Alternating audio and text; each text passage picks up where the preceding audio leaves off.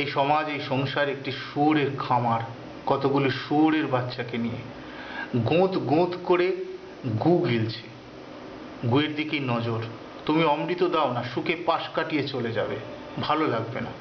আসলে গুখোর এই সমাজটায় গু খাওয়ার অভ্যাস একদিনের নয়, কয়েক প্রজন্ম ধরে রপ্ত করেছে বা করানো হয়েছে।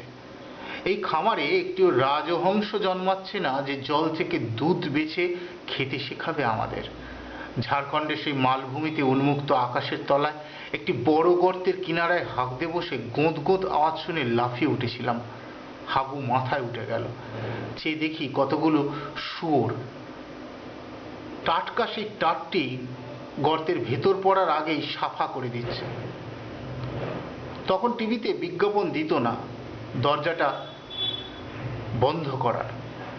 সারা গ্রামে একটিও পায়খানা ছিল না, মাটি ছিল শৌচালয়, আর এই মাঠেই হতো শুয়োর পালন। আমরাও ঠিক এমনই একটি শুয়োরের পালনের জন্য করে রাখা গর্তের ভেতর পালিত হচ্ছে। ন্যাশনাল মাল্টিন্যাশনাল কোম্পানিগুলো যেমনই হাঁকছে অমনি গোঁত গোঁত করে গিলছি। এই টুইটারে, ফেসবুকে, ইউটিউবে, আবার পতঞ্জলি শেয়ার বাজারে। নোটবন্দি, নগদ বিদায়, জিএসটি কিংবা চায়না ভারত 1 মাসের বেশি চলা ডোকলাম বিবাদ, সবটাই যেন সেই ভুবনডাঙ্গার মাঠের জন্য, যেখানে ইচ্ছে মতো প্যান্ট খুলে বসার অধিকার জুটে যায়,